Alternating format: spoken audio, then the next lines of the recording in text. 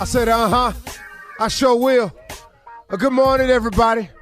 You are listening to The Voice. Come on, dig me now. One and only Steve Harvey got a radio show.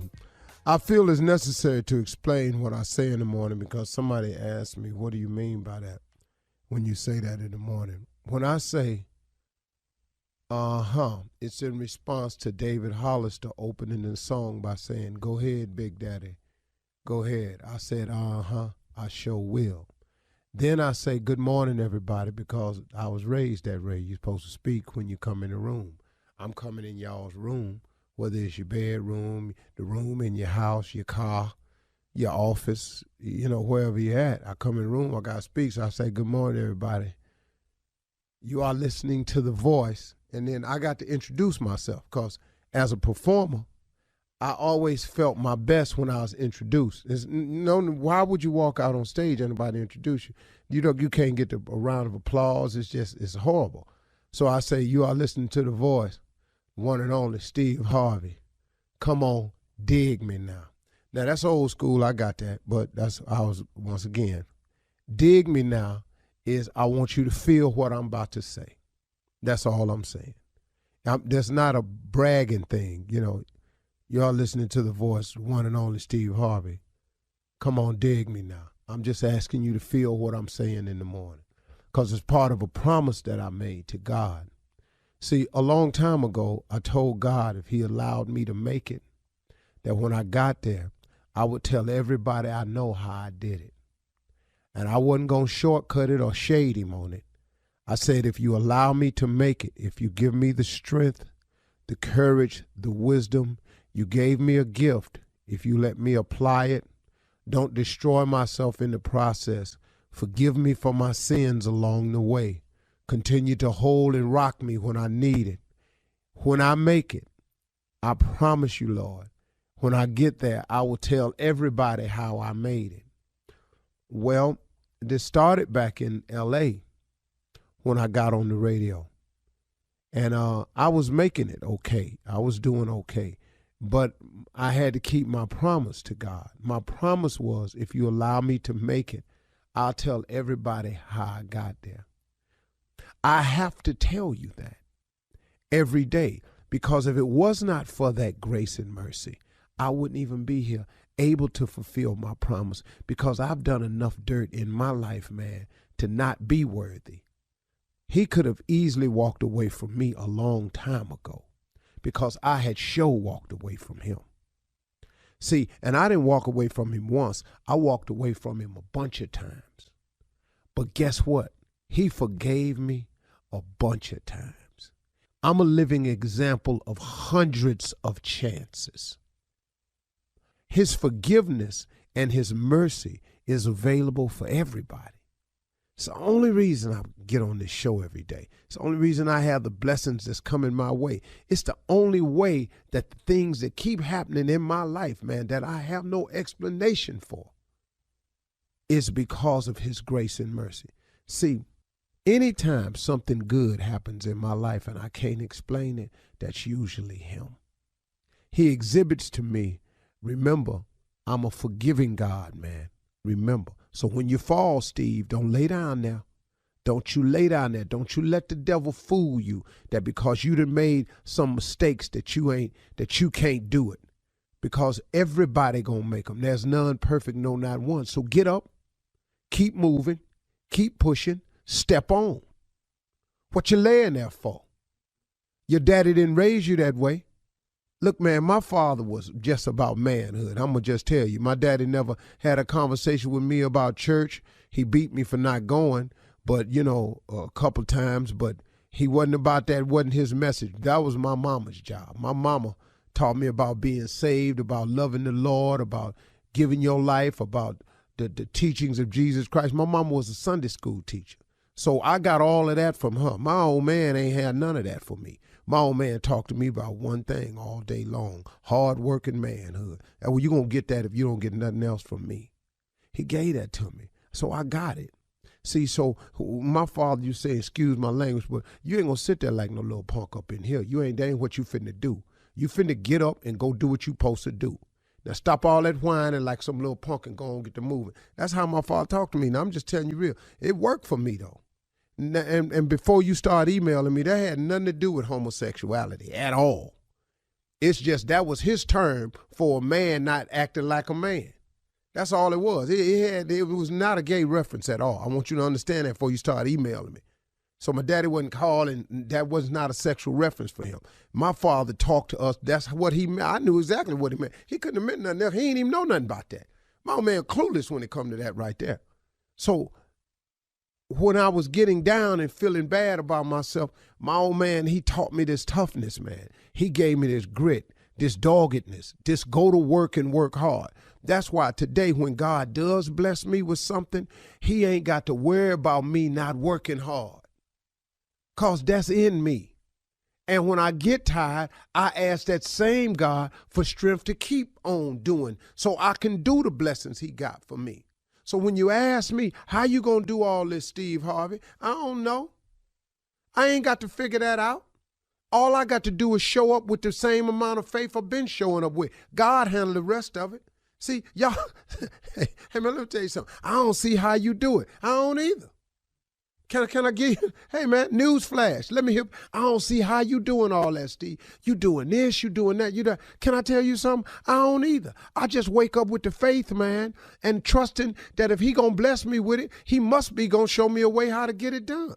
See, I ain't tripping on that part. See, once you take yourself out the how-to business, you can go on and get with it. But see, if you're going to trip yourself out with the how-to, you can't think like God can think. You can't figure like God can figure. So now you sitting up in here going, Lord, I want this to happen for me. Then I don't know how I'm going to do all that. Well, guess what? You in the way now. See, you in the way. Because, see, God ain't asked you to figure out how to. He said, ask and believe. Then he said, faith without works is dead. That's my solution. That's the concoction that I'm functioning on. All I got to do is accept the blessing, keep the faith, be willing to work and believe. God can do anything but fail. Why would God bring me this far to leave me? Why would he bring you this far to leave you? So why I get up every morning? I have no choice. I got to get up in here and rest. When I'm running late, man, I try to plow through here. Sometimes I don't make it, man. I got to do a rerun, but I plow through here. Because, man, Steve, you're going to run out of something to say. No, I'm going to just keep thanking him. Now, you can't run out of that, can you? Because you owe him that. Matter of fact, when I get through talking, I really ain't thanked him enough. You're listening to the Steve Harvey Morning Show. Ladies and gentlemen, it is here. The Steve Harvey Morning Show is upon us. Another great day. Listen, man, I don't know how you approach it, and this is just a suggestion. It's all it is. You can do it any way you want to. But if you're having the mornings where you're waking up on the wrong side of the bed, and you have some mornings where you wake up and you just ain't quite yourself, I have a suggestion. The moment you feel that way, if you just just sit on the edge of the bed and just take a couple of minutes to meditate, before you get rolling. Just put your feet on the bed floor and sit on the edge of the bed and just thank him. Just be grateful for your life, for your measure of health that you have, for your job, for the ability to wake up, to the ability to think in your right mind, the ability to have another opportunity today. Thank God that you're still here, that you're vibrant. Even if you don't feel vibrant, thank him for being vibrant. That allows vibrancy to enter into your being. Just be grateful and start your day like that, man, and see what happens to you. Quit waking up on the wrong side of the bed, tripping your own self out. Do something good for yourself. Be thankful, huh? What you talking about? Come on now. Ladies and gentlemen, the show consists of Shirley Strawberry, Carla Farrell, Mississippi Monica Jr., his real name is Keith Spates on all government forms, and nephew Tommy. Junior, what's on your mind? Man, Unc, man, you talking about being grateful this morning. Man, I hit a milestone, man, and I just need to know if my folks feel like this. Man, I made my last truck payment. I ain't never did this before in my life, man. This is my first time. Boy, Do you remember when you first pay off a Vic, boy? Is this the feeling you supposed to have? Yeah, it is, Junior. Yeah, it is, Junior. Yeah, man. It is, Junior. It's a big moment. It's a milestone. It's an accomplishment. It's a blessing. It's all of that. It's seeing it through. It's God, letting you, showing you that all that things are possible. Now, what you can do, Junior, you see, you take this feeling and you take this moment that you're having with your truck. Yeah. And so now you look at your vision board and you start saying, well, okay, what's next? Gotcha. Is it a house? Is it moving up in the job position that I wanted? Is it acquiring a family? Is it having a better relationship with my children? Is it trying to be a better man? How can I be a better man? What's on your dream board of becoming a better man? What can I do in the service of other people? What could I do today that would make somebody else's life better? Once you start putting those type of accomplishments, it's just a milestone to let you know what God is capable of. Sometimes you need something like paying a truck off so you can see how it works. And that's when you elevate. People talking about, I always knew I'd be here. No, you didn't. No, you didn't. You learn along the way about new levels. So now you got a chance to put some new levels in your life, Junior. Congratulations on paying off your truck, homie. What? And God bless you and move on up to a bigger and better thing. Junior paid off a truck. Woohoo! All right. Thank you. That was good. All right. Coming up at 32 minutes after the hour, we'll hear from the nephew as he runs that prank back right after this. You're listening to the Steve Harvey Morning Show. All right. It is time for the nephew and run that prank back. What you got for us, Neff? Shirley, I got unorthodox methods. Unorthodox methods. Let's go, cat dog. Hello, I'm trying to reach Brother Robert. And speaking. Hey, how you doing? I'm calling you from the church. How you doing, brother? Man, I'm doing super fantastic. Any day above ground is a good day. That's good. Hey, listen, man, we wanted to, being one of the brothers of the church, I wanted to give you a call. Man, you didn't make it today, but your wife stood up today and asked us to keep y'all in our prayers because y'all are definitely trying to bring a new child into the world, and she let us know that, she's being a little older now, 41, 42, she said it takes a little longer to try and conceive a child than, in your earlier years. So we definitely wanted to let you know, man, that we got y'all in our prayers, man. Man, you just don't know how much we appreciate that, man. Yeah, we've been trying, but I know with prayers, all things are possible. Yeah, well, we definitely want to keep you all in our prayers, man, and hope that you all are able to conceive this child and bring a new child into this world. The book says, "Be fruitful and multiply." Definitely. Now, who is this again? This Brother Arthur. Brother Arthur. I don't know if you know me directly, but I'm Brother Arthur, one of the brothers at the church. Oh, okay, Brother Arthur. Thank you. Now, Brother Robert, what I wanted to ask you, man, was have you considered any alternatives, methods as far as, maybe helping this situation? We've looked at a few. What are you referring to as an alternative? Well, I mean, I think I have a good thing then that might be able to help this thing speed up the process, and you guys will be expecting in no time, man. Man, we definitely open for some things like that. What you got in mind? I mean, well, what I have is a little unorthodox, man. But I think if you allow me to help you on this, man, I think that you'll be definitely satisfied. And man, if 9 months from now, you guys will be at the hospital waiting, looking for your baby boy, your baby girl. Well, clarify unorthodox. Okay. See, what I have in mind, man, is have you considered maybe like a surrogate father? Clarify surrogate, because I'm thinking the wrong thing. I just want to make sure we're on the same page. What do you mean by surrogate father? Well, what it is, man, is of course, a surrogate mother is someone that will carry a child for those that cannot carry one. You know what I'm saying? Right. So what I've gone to the doctor and gotten myself checked out, man, good physical and everything. I'm physically fit and everything. And, maybe I guess the complications are coming from you as far as the child not being, you're not being able to conceive right now.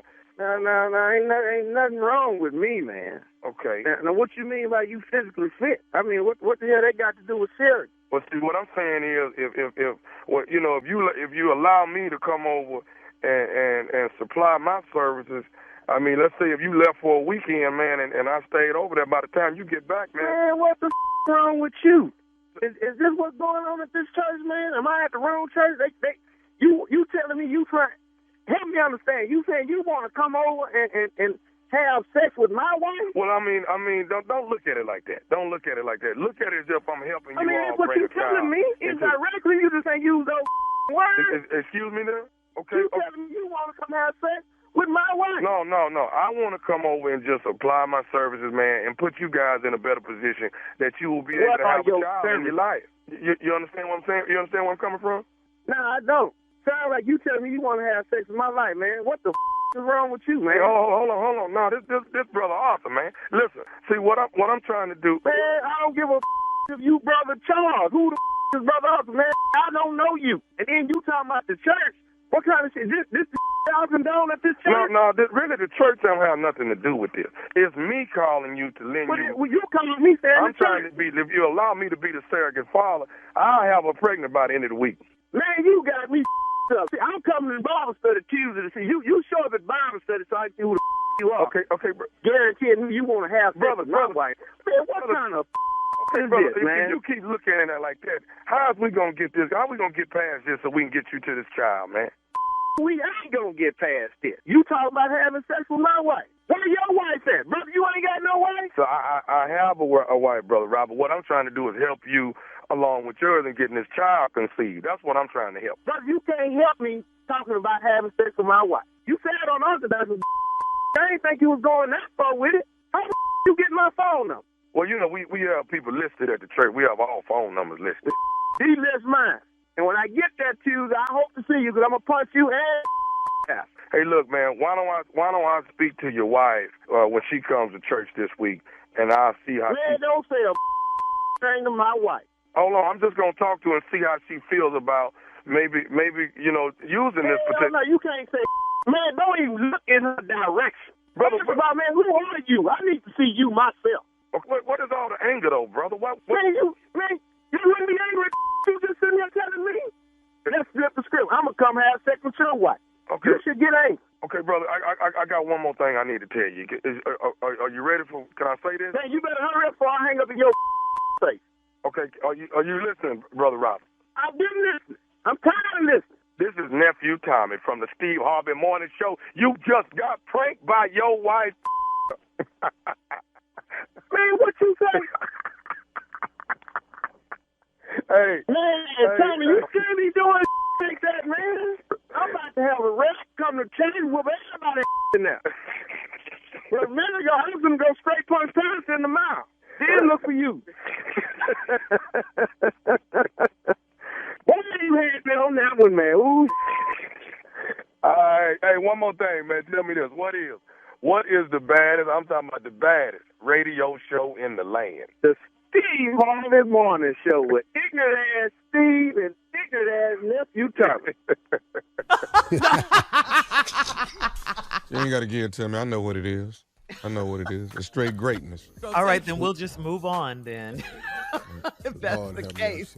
Coming up next, it is Ask the CLO with our Chief Love Officer in the building, Steve Harvey, ready for your love questions right after this. You're listening to the Steve Harvey Morning Show. Coming up at the top of the hour in entertainment news, it is National 420 Day. National 420 Day. We'll tell you all about that. Late actor Gary Coleman is accused of sexual harassment. Talk about that as well. And reality star Jocelyn Hernandez is being sued for $25 million. We'll talk about all these stories at the top of the hour because right now it is time for Ask the CLO. Chief Love Officer Steve Harvey is here and ready. Shamika in LA says, I'm 30 years old and I was in jail briefly for not paying child support. I know it's usually a man thing, but my ex put me on child support knowing I had no way of paying it. He's turned my son against me, and how do I get my back into my son's life? That's what Shamika wants to know. How does she get back into her son's life? Well, that is very rare. You're right. It's usually the other way around. Now, this guy that has turned his son against his mother, that's as ridiculous as when women turn their children against the husband.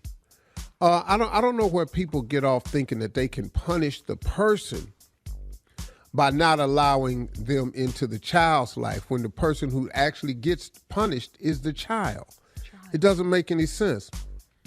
I don't know anybody that don't need a mother's love. I just don't know nobody. You know, and she's such an integral part of a child's life. And, you know, man, this guy, he obviously knew some little legal moves and he got you in things. So here's what you do.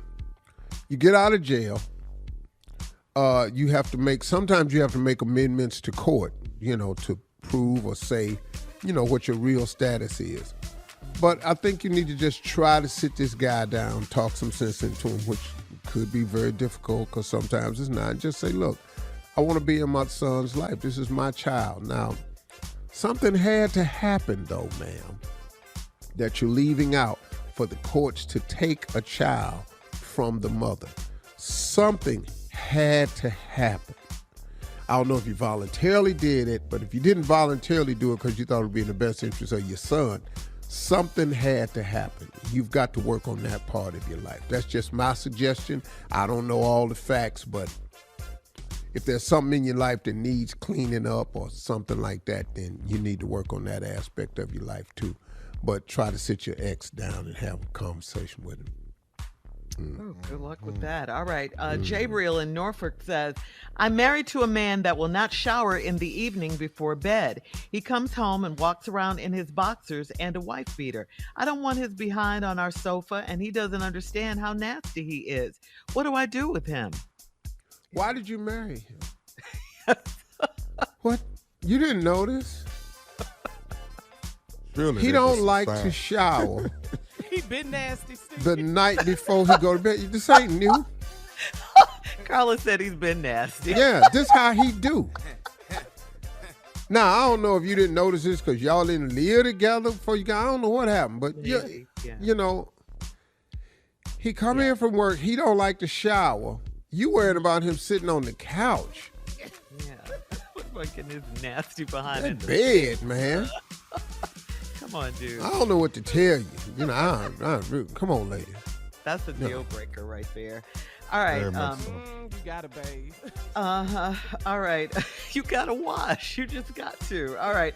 Moving on to Corinne in South Philly. Corinne writes, when I first started dating my boyfriend, I let him have a threesome with me and one of my friends. When we talk about marriage, he insists that regular threesomes are crucial so he doesn't cheat. When I get upset about it, he says he's just playing. I've been with him for 2 years. Am I wasting my time? Well, he's not playing. He got to have this. You know, you started it. Yep. You know, you allowed it. You know, y'all kill me starting something in the beginning, then you want it to change. You let a man have a threesome with you and one of your friends. Now you want to get married. He's insisting that be a part of it so he don't cheat. Wow. You get mad, he tell you he just playing. Do it sound like he playing? Well, let me ask you a question. When y'all was having the threesome, did it look like he was playing then? No, he just worked. Yeah. Was he playing then? Or was he giving his all? Yeah, that's a bit much. Y'all, man, look, listen to me. Ain't nothing wrong with the traditional way. There's nothing wrong with it. True love ain't gonna ever go out of style. Wanting to belong to somebody and somebody to belong to you, that's not gonna go out of style. Y'all can keep interjecting new stuff if you want to. It's gonna get old.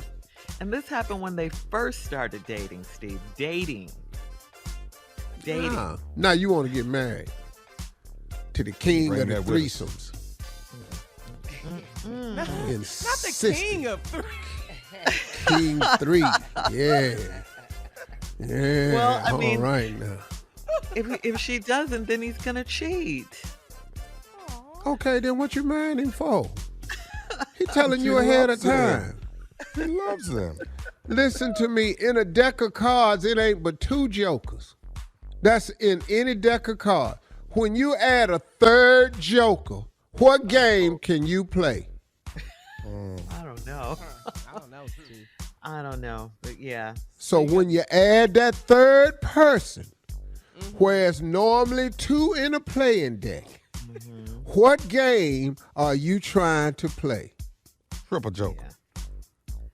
You got the big joker, the little joker, And the medium joker.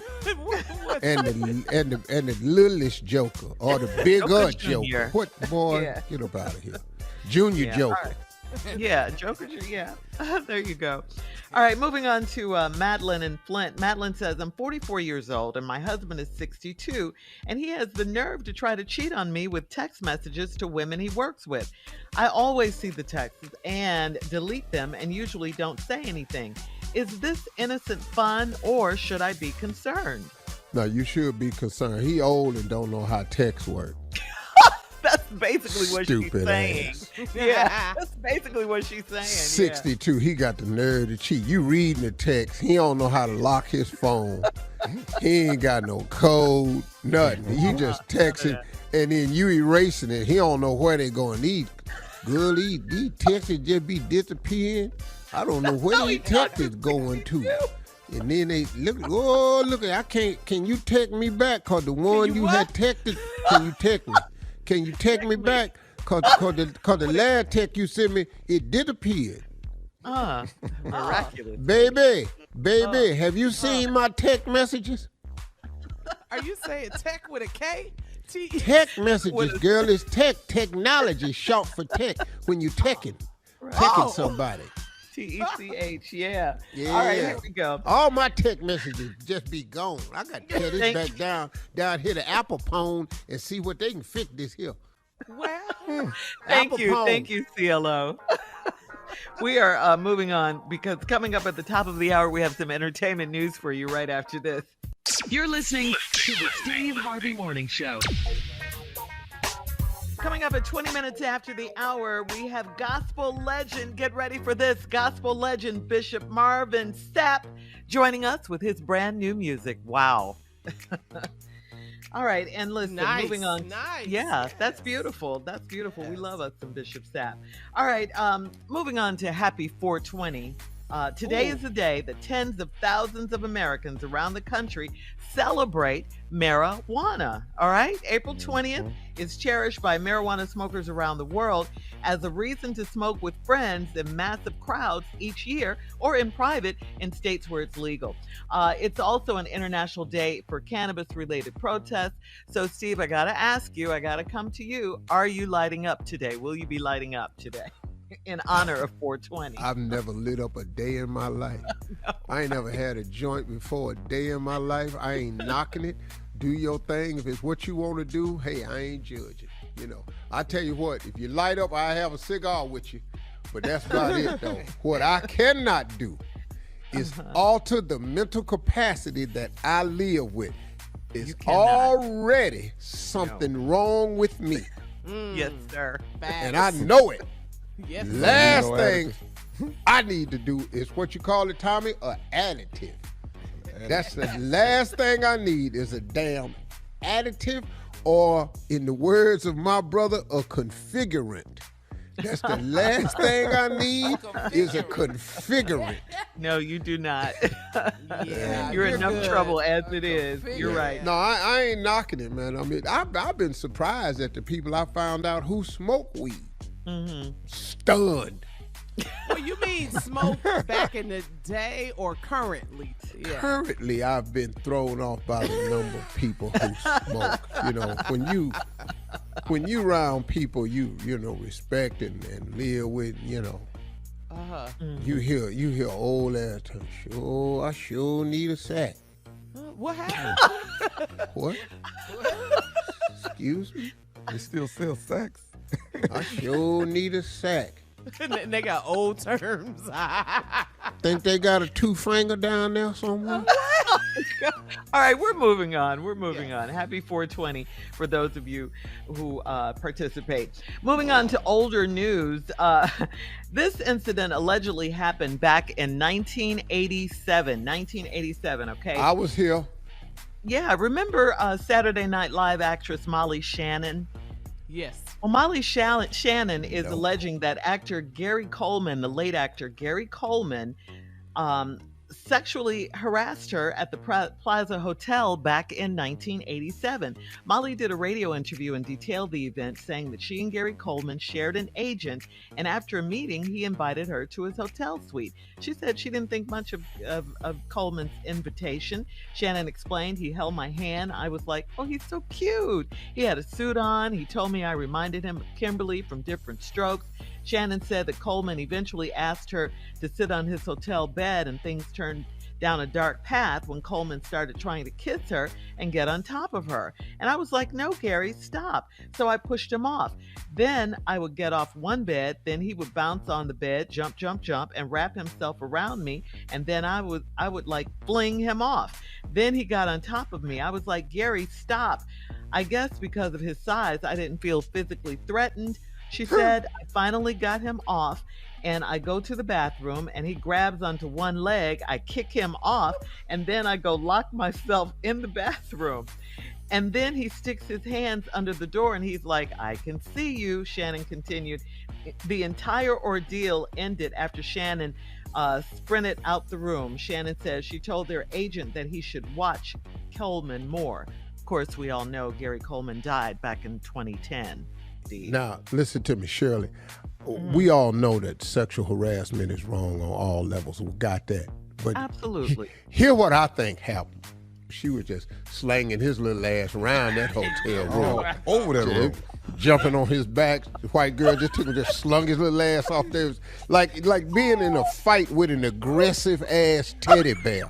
It's just in there, you just touch it. And this little brown, furry ass teddy bear, she was just snatching his ass around. Then he bouncing on the bed. What grown ass man is bouncing on the bed? His little ass bounced on the bed, jumped on her back. She snatched his ass off again. I wasn't really concerned because of his size. I was handling him. And then when I tried to run in the bathroom, he wrapped his arms around my leg. Now I'm dragging him around like I drag my grandkids around the house. They doing, Daddy, Granddaddy, I want a leg walk. And I'm walking with him on my leg. She done drug his little ass in there and peeled him off of her and got in the bathroom. Now he's so damn little with them little ass hands, he done stuck his hands under the bathroom door. What grown ass man can stick his fingers under the door and wiggle them and threaten you with, I can see you. then you open the door and sprint it down the hallway. His short ass can't catch you because he got them little baby ass teddy bear legs. Oh my God. And it was just horrible. You was in there, and what he got on top of you, that's the part that you had a little Chucky moment there. Look, Chucky the doll. Look, Chucky that climbed on you. But Chucky without the knife, though. He Chucky without the knife. He's not even threatening. Chucky ain't got no knife. You can whoop Chucky ass. And I know he's gone, and you probably wasn't supposed to do that joke, but pray for me.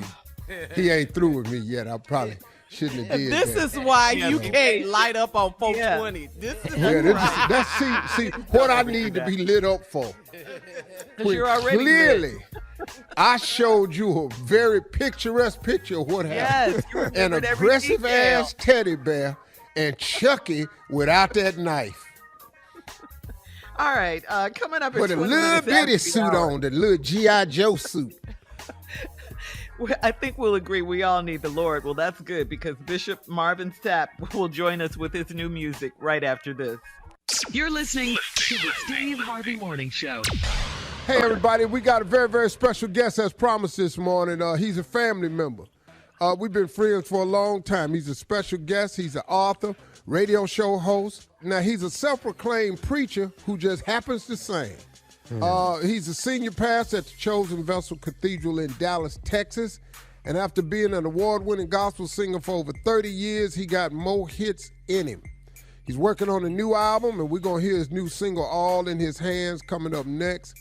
But before we get to it, ladies and gentlemen, please welcome to the show people that most of you refer to as Bishop Marvin Sapp, but who I have referred to over the years as my dear friend, Marvelous Marvin.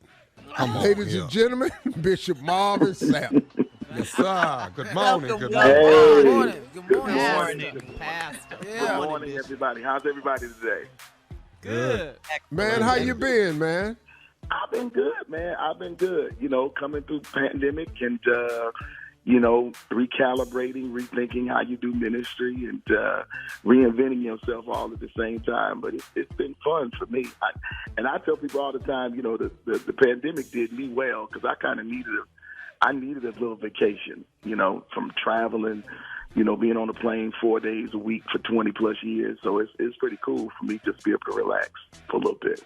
Wow, that's good, man. Hey, man, because, I always remember this because, right now, you're the senior pastor of the Chosen Vessel Cathedral in Dallas. But Yeah. you're also the pastor at Lighthouse Full Life Center in Grand Rapids. Because that's where I remember you being. But I didn't. Yeah. How long have you been in Dallas? I've been in the Dallas-Fort Worth area now for almost 3 years. You never know how bad you need change until you make the change. And I realized that I needed a different environment. And I realized also my church in Grand Rapids needed a different environment as well. So, I retired from that particular ministry. And I installed a wonderful pastor. His name is R.J. Marshall. Matter of fact, his birthday was yesterday. Shout out to R.J. And put him in as the senior pastor there and left with nothing but my Bible and some clothes and moved to a city that I've never been to before and started over fresh. And when I got here, we had about 250 members, believe it or not. People thought I was coming to a mega church. And we've grown to over 2,000 overall since I got here. So it's been great, even through the pandemic. Wow. Yeah. Wow. Well, man, that's great news.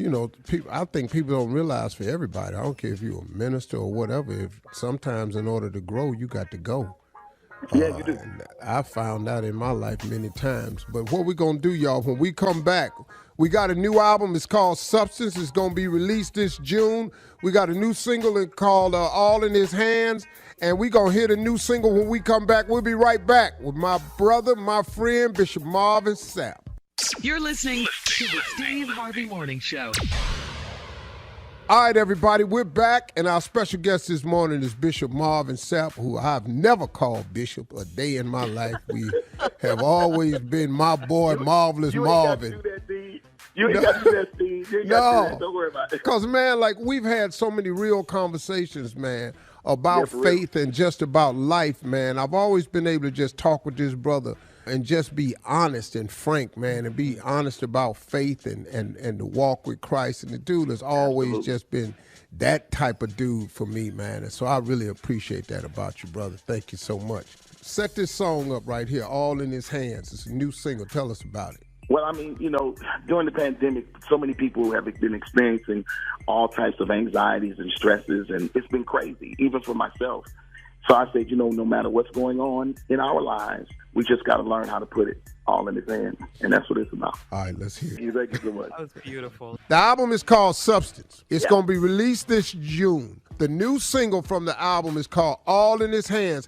It's available now. You can go to all music streaming platforms, Apple. You can download it. You can get it anywhere you want to. But Steve Harvey Nation, this is our boy. This is Marvin Sapp. This is our dude right here. Let's get on the bandwagon. Let's make it a hit. I need everybody to go to Apple Music, go wherever you got to go. I don't care where you go. The name of the album is Substance. The hit is All in His Hands. It's available now. Ladies and gentlemen, our friend, Brother Marvin Sapp. Thank you. Help me get my last child through college. She almost done. Thank y'all so much. I appreciate it. Amen. That's right. Amen. Marvin Sapp, everybody. Love y'all. Take it easy. All right, thank you, Bishop Marvin Sapp. Coming up next, it is the nephew and the prank phone call right after this. You're listening to the Steve Harvey Morning Show. All right, coming up in about 4 minutes after the hour, it's my strawberry letter for today, and the subject is, my husband really enjoyed the prom. Okay? We'll get into that, find out what that's all about in just a few. But right now, it is time for the nephew and the prank phone call for today. What you got for us, Nev? Well, Cheryl, I've been seeing quite a few of them lately. What? Since people are stealing Cadillac converters, I've been seeing tow truck drivers. Tow truck drivers. Cat dog, if you would. Candyman. He done blew out the whole electrical system in the whole. Hello? Hello. I'm trying to find Candy. Who is this? This is Candyman. Okay, are you the guy with the tow truck? You the tow truck driver? Yeah, that's me. Trucking. Okay, hey man, you jump started my girl's car 3 days ago and blew the whole electrical system out, man. I did. Hold on. Let me get back to my truck. You said I did what now? You do jump people's vehicles when they got a stalled vehicle, don't you? Right, that's what I do. I jump vehicles, yes. Okay.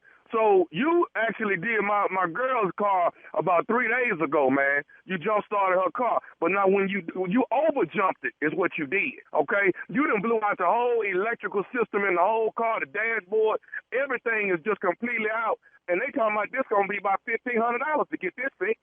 No, I'm sorry. Now who is this now? My name Kenneth, man. But my girl Sheila, man, you jump started, you over jumped her car. Well, just wait a minute, Kenneth. There's no such thing as over jumping a car. You can't over jump a car, man. Man, let me tell you a country. Now, whoever told you that, that's just dumb. Hey, let me tell you something, man. You over jumped my girl's car. Okay, and you blew out the entire... You can't over jump a car. What do you mean? That's what you did, man. You done blew out the entire electrical system. The entire dashboard is completely dead. The people at the dealership saying it's going to take $1,500 to get this thing back up and running. Well, you may want to take it somewhere else because they're trying to rip you off. There ain't no such thing as over jumping a car and blowing. And if she drove off that day, then she should be fine. I've jumped plenty of cars. I jump cars all day long. People always need to jump. I've never over jumped a car blown out of the electrical system. Look, you over jumped this car, okay? And that's the reason why it's completely shut down. All the fuses are blown out. Everything is completely dead. You over jumped the car. And now this is $1,500. And the reason why I'm calling you is you should be the person paying for this. No, hell no. Now that sure ain't gonna happen. I'm not gonna pay for something I didn't do. You did it. You the one over jumped it, man. You over jumped the car. I don't over jump cars. Now wait a minute. Now wait just 1 minute, man. Now I'm not gonna argue with you. I jump cars all the time, and you mean to tell me I over jumped you? You're a no, that's what you are. You know what? You're gonna get your whooped if I don't get this $1,500. I'm sorry, you said what, man? You're going to get your whooped if I don't get this $1,500 to take care of this whole car and the whole electrical system. Well, I tell you what, I'm over here on Martin Luther King right now.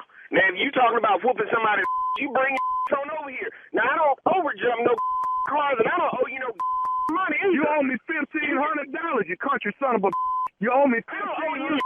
Son, let me tell you something. You'll be in for a long day.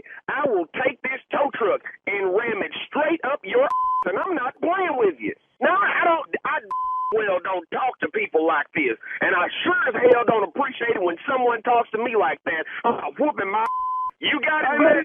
You know what? You're going to mess around and get your little tow truck towed off some That's what's going to happen. And you're going to get your whoop in the mix of all of this, man. Let me tell you something. I need this $1,500 today or tomorrow so I can get my girl car fixed. Well, I don't owe you where the did I jump this car off at because that's exactly where I'll meet you at. You jumped my girl car off at her job. She was downtown at her job. What street? Because I'm down there a lot. I don't know what street it is, but she worked downtown. See, so that's the problem.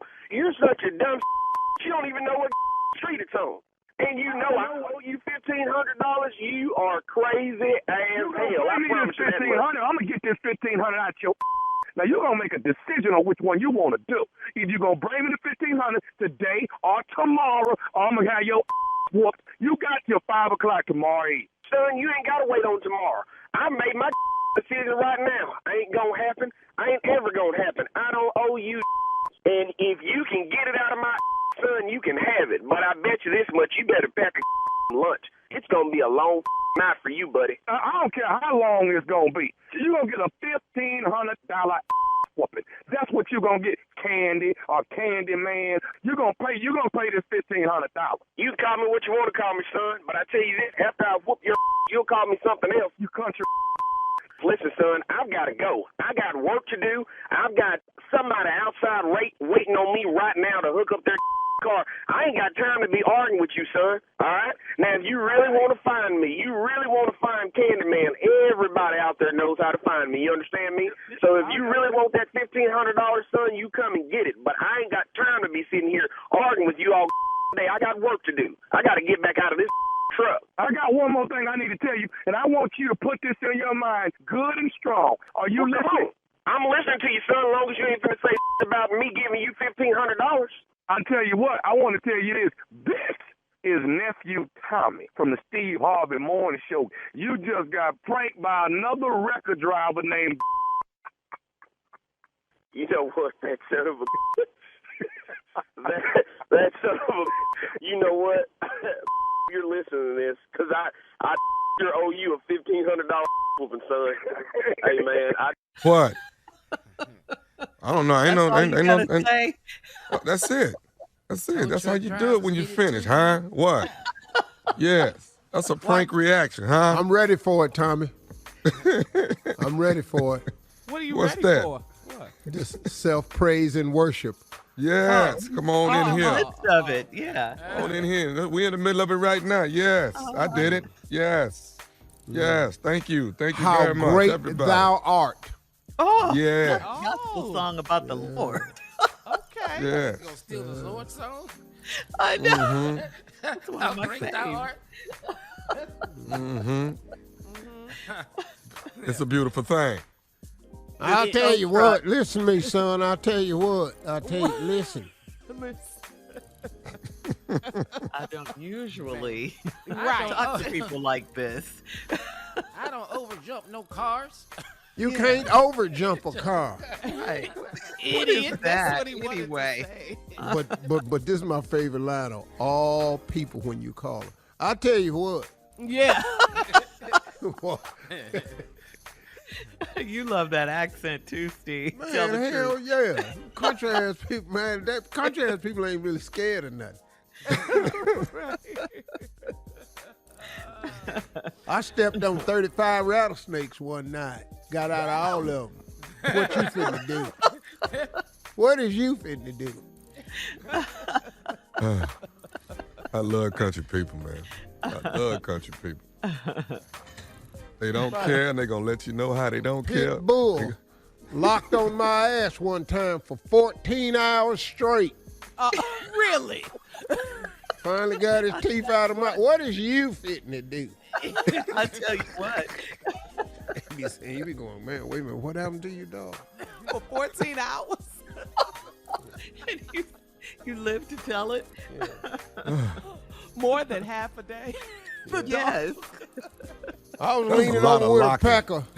That's a I lot was of leaning locking. over with a pack of peanuts at the zoo one time and fell in the gorilla cage. I was in there for 2 days with his ass. right. And they're just talking and working through it, you know. Yeah. What you gonna do? You have no fear.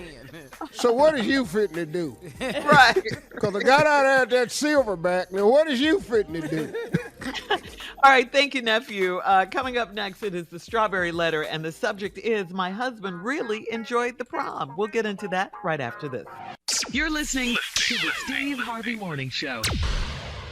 It is time now for today's Strawberry Letter, and if you need advice on relationships, work, sex, parenting, or more, please submit your Strawberry Letter to steveharveyfm.com. All you have to do is click Submit Strawberry Letter. We could be reading your letter live on the air, pop, just like we're going to read this one right here, right now. You never know. It could be yours. You never know. Buckle up and hold on tight. We got it for you. Here it is. Strawberry Letter. Thank you, nephew. Subject, my husband really enjoyed the prom. Dear Steve and Shirley, I've been married for 11 years, and I have one daughter that's 15, and my husband and I have an 8-year-old. My husband is a great man, and he stepped up to be a father to my daughter, whose biological father passed away. My husband is a tutor at my daughter's school, and he volunteers at events as a makeshift security guard at the school. Prom was last weekend, and my husband volunteered to be a chaperone, so he got a tux and everything. We allowed our daughter to go to the prom, but we were nervous. We were a nervous wreck because she is so young. When my fine husband left to go to the prom, he was sharp. It was fun to see my husband so excited about it because he never went to his prom. I got a call from one of my sorors who was working as a chaperone too, and she hinted that my husband was doing too much at the prom. Apparently, he was on the dance floor with the cheerleader coach and even slow danced with her. I let him have his fun, and I was watching a movie at home. My daughter observed her curfew, and she was home by midnight. My husband was supposed to be right behind her, but she said he left the prom around 11 p.m. I told her to watch her brother and I'll be back. I went to the school and my husband's car was there, but he wasn't in the gym. I called my husband's phone and he was out of breath and clearly startled. I told him I was at the school and he said he was on his way home. His car was no longer in the parking lot, so I left. He got home an hour later, a bit disheveled, and he had been drinking. He will not allow me to question him about it, and that doesn't sit well with me. Should I call my soror for more info or let this go and trust him? Please do not let this go. You deserve some respect. You deserve some answers about what happened. And you're asking, should you trust him? Should you trust the man who your daughter said left the prom around 11 p.m.? The man whose car was at the school, but he was nowhere to be found. Should you trust him? The man who answered his phone all out of breath and who was clearly startled when you, his wife, called. Should you trust him? The man who told you he was on his way home and didn't get there until about an hour later, all drunk and disheveled. Trust him? This man won't even allow you, your words, his wife, to ask him questions about that night.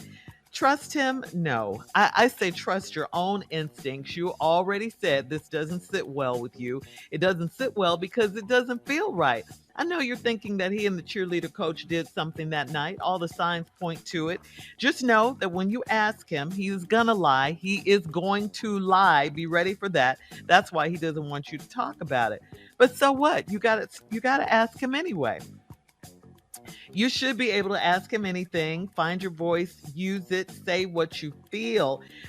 He's your husband. He's acting guilty. He's acting guilty. All those things point to guilt.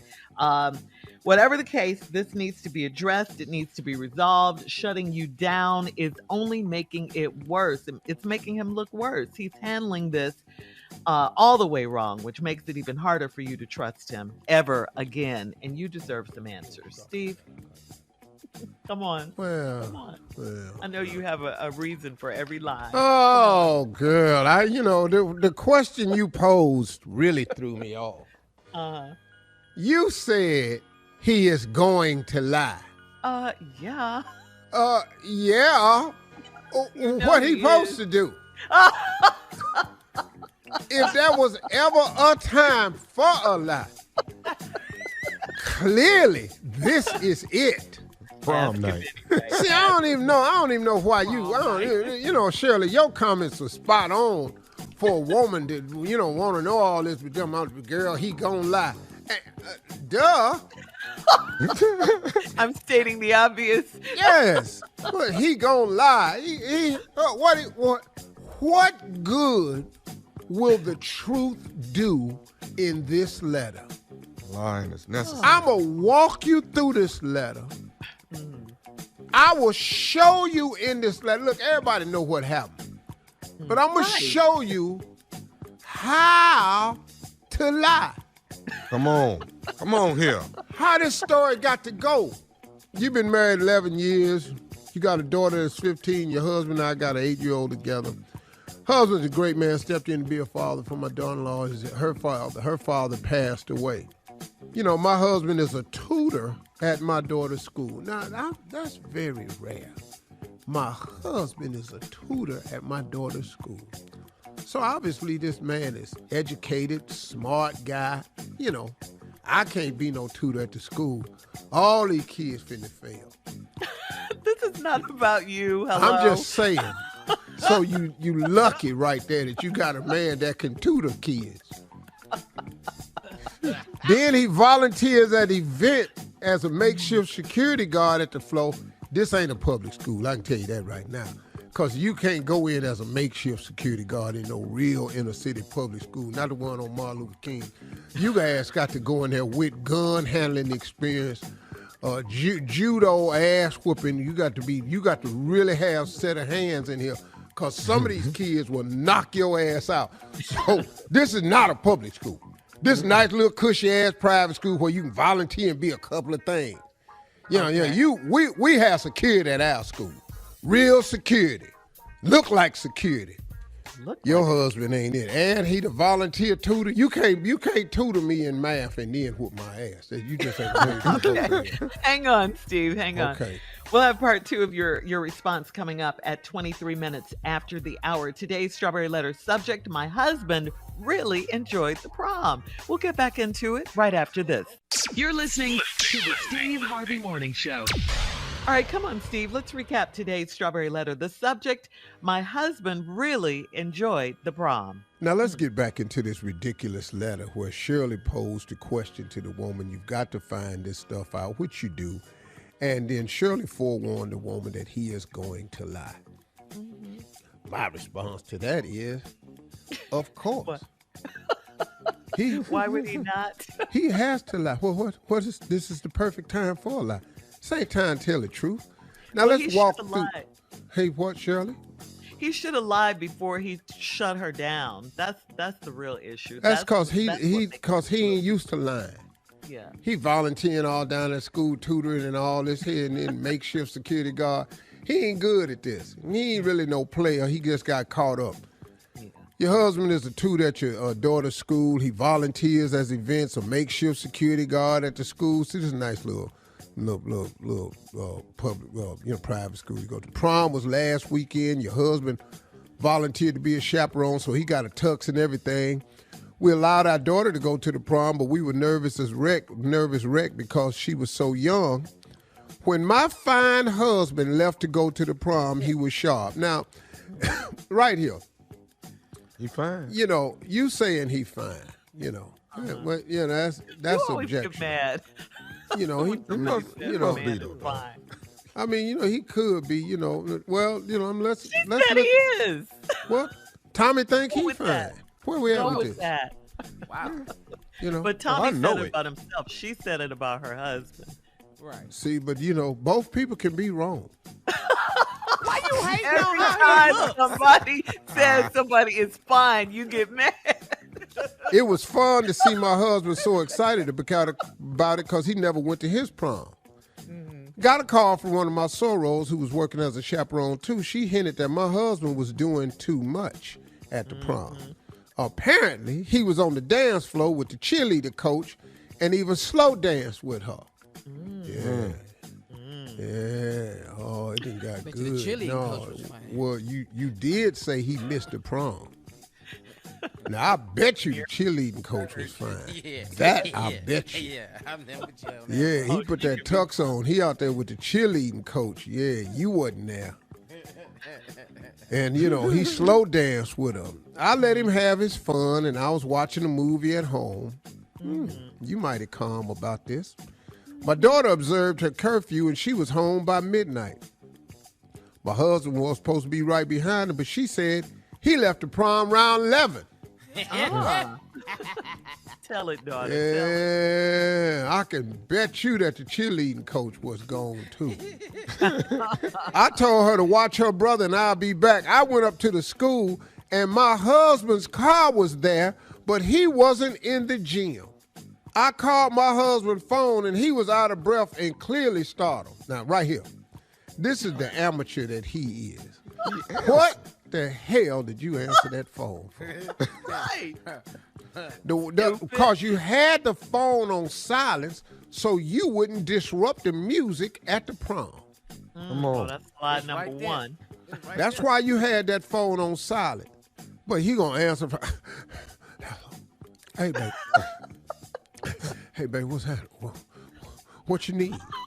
Where you at? I told him, I'm at the school. Yeah. Right. I'm up at school. He said, well, I'm on the way home. His car was no longer in the parking lot. See, when you came out the gym, see, he saw your car park up. park pull up. They was in a classroom looking at the parking lot. When he saw your car pull up, he started pulling himself together. So when you went into the gym, his ass came down off that second floor, ran round the back of the school. He in his car now. So when you said, I'm at the school, where are you? I'm on my way home. He pulled his car out of there. So now you ain't even seen his car. That boy was what moving. I'm finna tell you. That boy was moving. Another lie?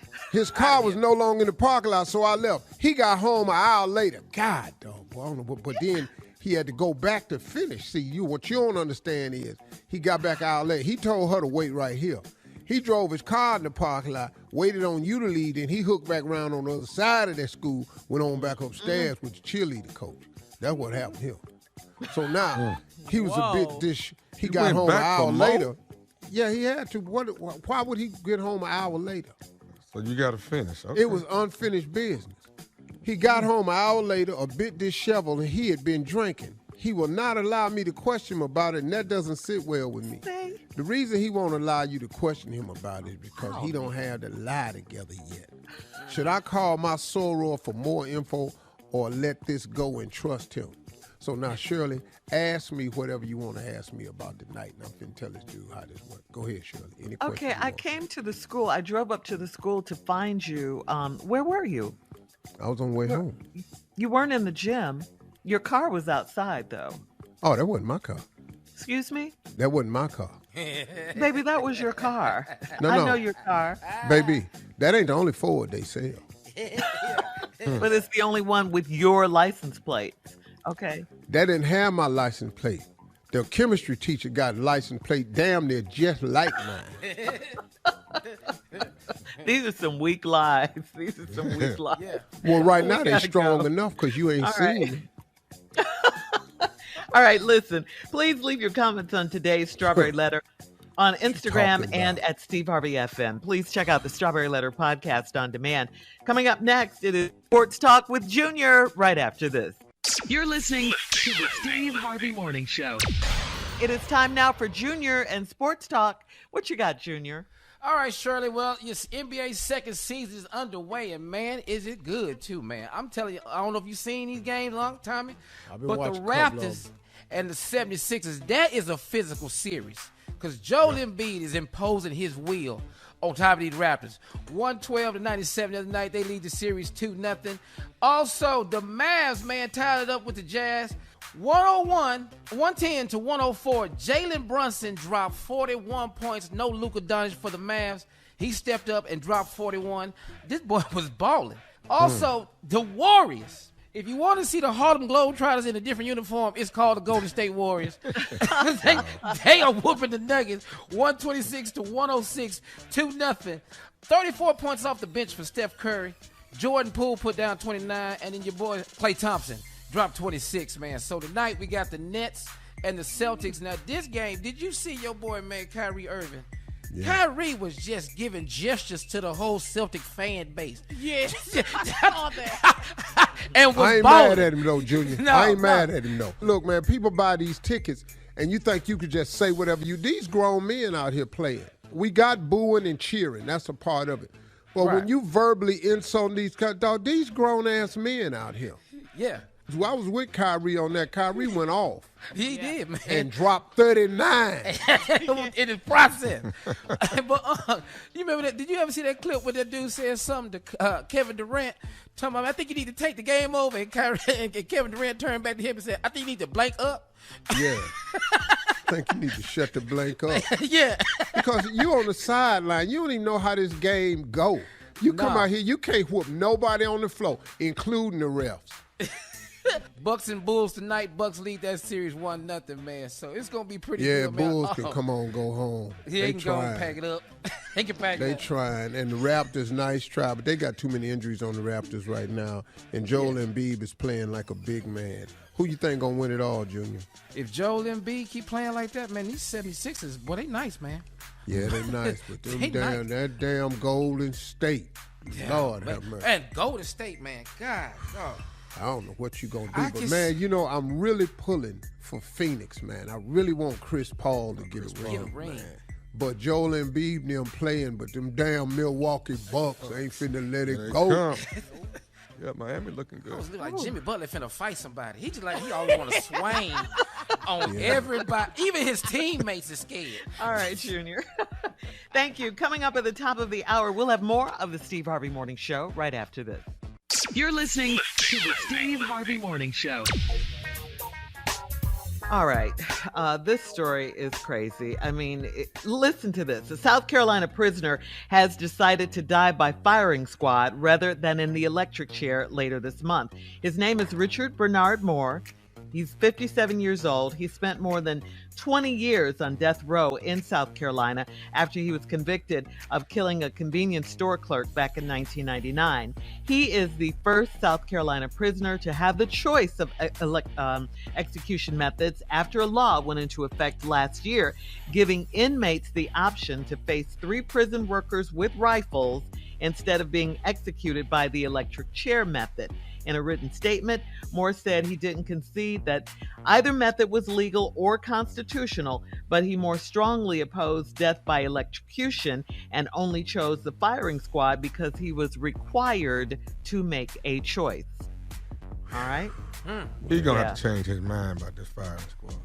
Yeah, I think he acted a little too soon. Well, Tommy, the state don't really care, man. They didn't really bother about it. They just chose firing squad. They just said, okay, cool, we're going to move on. They're not really worried about that. So we're going to go out there up against this wall and just stand up against this wall and wait. Well, he's been waiting for 20 years on death row. The waiting ain't the issue. More than 20 years, yeah. I'm going to file some more appeals. I ain't really looking at this dying thing. Don't look like a good choice to me at all. I don't, electrical or getting shot. Bad shot, missing, shot me all in the ear and everything. Man, damn. I'm sitting over here grabbing my ear and everything. Shot me across the man, this ain't this. I'm gonna just get me some more appeals going. We talk about how inhumane it is. I'm pretty sure the families of the victims is feeling a little bit inhumane too, because whatever he did, to get on death row, you got to kill somebody. Right. You got to kill somebody to get on death row. Now, you murdered somebody. And I got you want to live, but I bet they did too. Yes. Now, I'm not a proponent of the death penalty because I don't think it stops anything. But then at the same time, I understand the death penalty. Yeah. It's kind of hard when you're in that torn. position. You know what I mean? So if someone kills your loved one, you feel like you want justice to be served. Well, if I can get to you, you won't have to worry about the case. Yeah, then we're on a whole nother case. Do you really want to say now. that? I'm just saying, I that's how I feel, though. If you, look, man, we all got children. Ain't nobody trying to hear this, man. Right. And I know people get emotional. And at that particular moment, I can't promise you nothing. I don't know how I'd be. I'm going to be violent, though. I do know that. But it's not a. It's a horrible situation. Yeah, it really is, and a crazy choice. I don't get shot. Yeah. Though. Wow. What happened to lethal injection? Yeah. That one would be, if I had to pick a third. That's what I would just, put that juice. The electric chair is. Why is that even an option? That's horrific. Yeah. All right. Well, wow. That's very sad. Yeah, talk about the lesser of two evils, firing squad or electrocution. All right, three prison guards. Yeah. I need about 45 people over there with guns. Let's get this over with. The thing about that too, Unc, is that there's only one real bullet in there because they don't want the guards to feel a type of way about pulling the trigger. So neither one of them knows who's going to kill. Right, here. Yeah, that's right. There's only one real bullet. And how many people firing? Three. About three, 4? Yeah. 3 prison workers. Because they don't want the contents Ain't of but the one? car. Ain't but with one. rifles. I got a shot at that wall. Well, let me ask you something, though. Wow. Suppose that one missed. Do you get to go on back to your cell? Well, no. Exactly. We didn't try it. Pew! God, dog, my bad. Aim, and then I ain't gonna let you you reload. moving. I'm gonna be over You there. don't get to reload. Dog, hey, dog. Sir, Mr. Harvey, this isn't dodgeball, sir. Sir, Mr. Harvey, Stand against the wall. Mr. Harvey. Thank God we have got to one go. shot. 20 minutes after the hour. We'll have more of the Steve Harvey Morning Show right after this. You're listening to the Steve Harvey Morning Show. Well, Elon Musk is said to be the richest man on the planet, but in a recent TED Talk interview, he came across a question that ridiculed billionaires about their money, and Musk said he isn't using any of his wealth for himself. In fact, he doesn't currently own a home. Now, that's shocking, but what's even more surprising is where he says he sleeps at night. Musk says he stays in spare bedrooms of his friends. That's what he does. He stays in their spare bedrooms, and this is all over the world. He's the richest man, so he has friends all over the world, and when he's in that part of town or the world, he stays at their house in the spare bedroom. Hey, Maybe that's where listen to me, Kanye y'all. get that from. Oh, that Listen to me, y'all. Stop all this foolishness with Elon. What? All this stuff he be talking about, That's that what man he be said. lying, all kind of stuff, man. Elon Musk got too much stuff going on. I don't care how much money he got. I don't give a damn where you stay.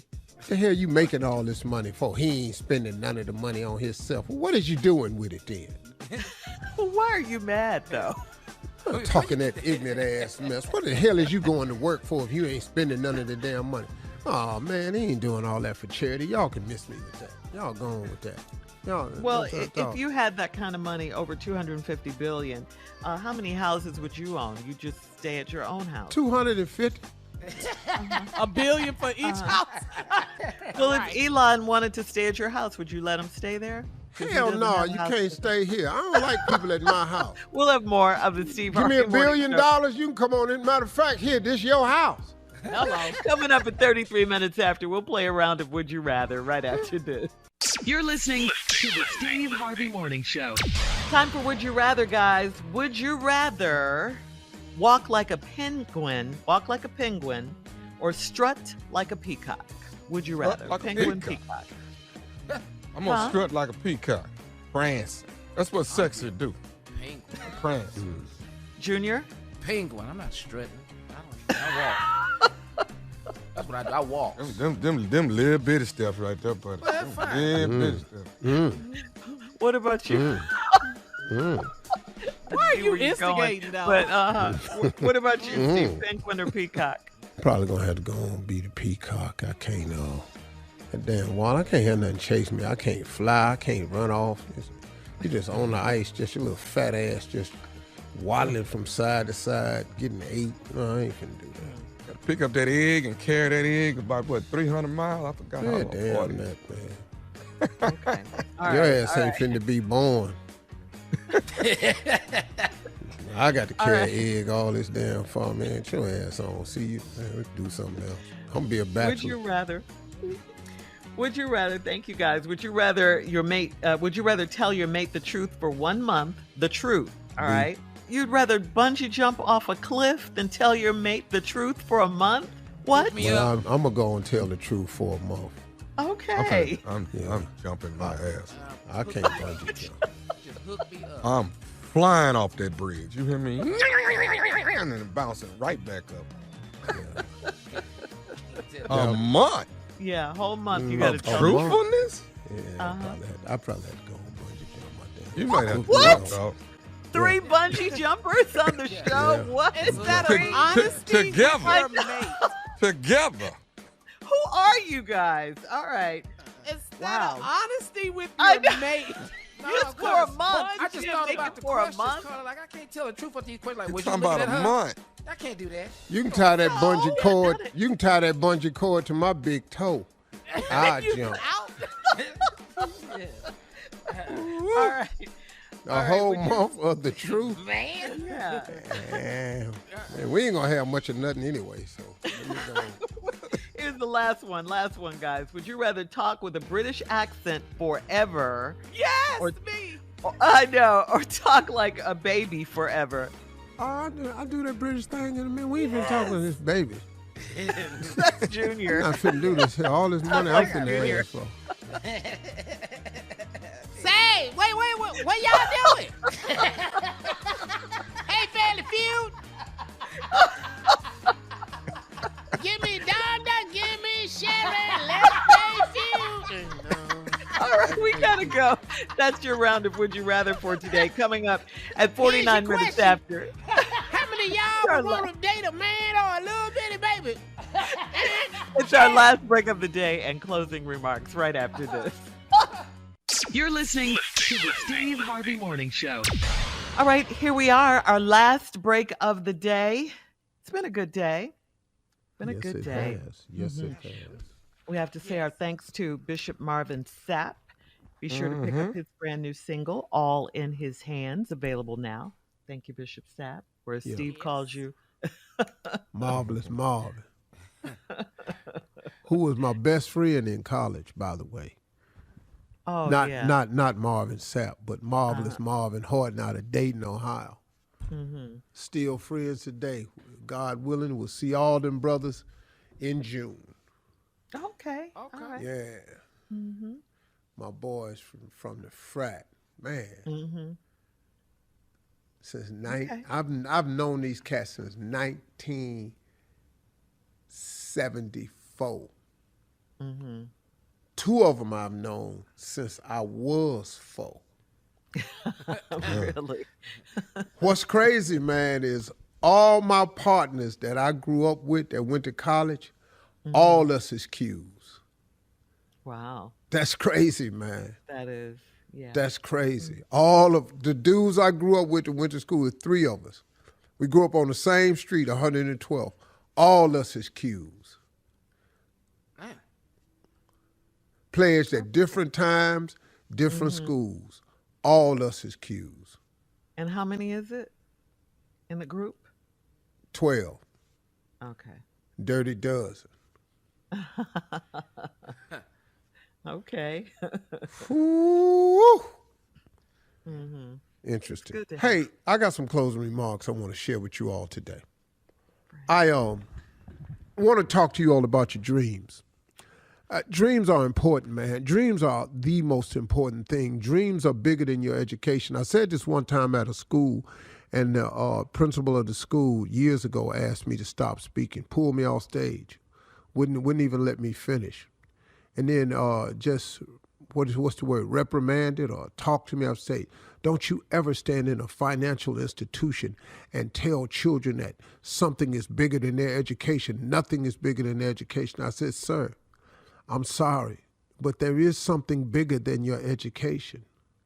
I said, your dreams and visions. The Bible says a man without a dream or a vision shall perish. It don't never mention if you don't have education, you'll perish. Matter of fact, I ain't never seen education in the Bible, bro. I'm sorry. Well, that's not what we're pushing here. I said, bro, if you had listened to me, I'm actually trying to help you. See, one of the things I've discovered about the school system is if the school system would implement a dream building program, if they would twice a month or once a month let kids sit in a room and do nothing but talk about their dreams, their hopes, their aspirations. See, what you don't understand is those dreams will help you educate those children, because a lot of times those dreams will spur you on to get an education. I'm telling you, man, if a little boy is sitting there thinking, man, I want to fly an airplane one day, do you know how much easier it is to sell him science and math if the objective is to one day fly that airplane? And it starts making sense to him. But if you never ask these children what they dream of, what their aspirations are, what's in their wildest imagination, you lose a lot of kids, man, because once a kid don't have nothing to aim for, no dream or no vision, they perish. And if all you can see is what's in your surrounding area, your environment, man, you get stuck in that environment, man. It's such a blessing when you see people rise above their environment. I mean, there's success stories all over the world from cats and women, boys and girls that come out the hood and turn themselves into something. All of us on this show is a product of that. But you got to let a kid be able to see something else other than their environment. That's why the dreams are so important. Now, let me talk to you about your dreams for a second.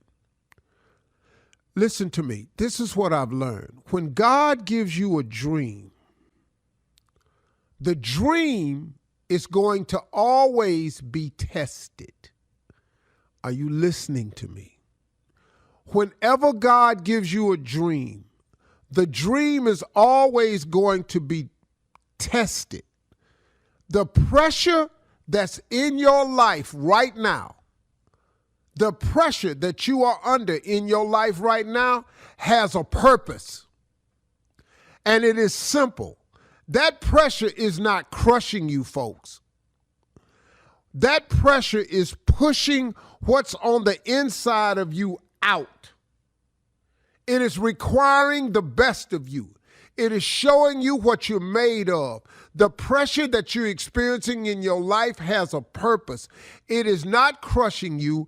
It is pressing and pushing what's on the inside of you out. You don't know who you really are till you get tested. You don't know what you really made of till you've been pressurized. You've got to go through the test to get to the dream. Every dream you have, you got to go through it to get to it. You can't just wake up and your dreams is fulfilled, y'all. You have to go through it to get to it. All of your dreams are going to be tested. But the pressure that you're feeling right now, it has a purpose. And the purpose is not to crush you. It is to push what's on the inside of you out. God is merely allowing you to see what you are made of. That's what your dream is about. Don't give up on your dreams. Don't you do it just because you're under some pressure right now. Because remember, that pressure has a purpose. Those are my closing remarks. Hope you got something out of it. If you didn't, don't worry. God willing, we'll be back tomorrow. Maybe we'll have something for you then, all right? Hey, here's the main thing, though. Talk to God today. He'd love to hear from you.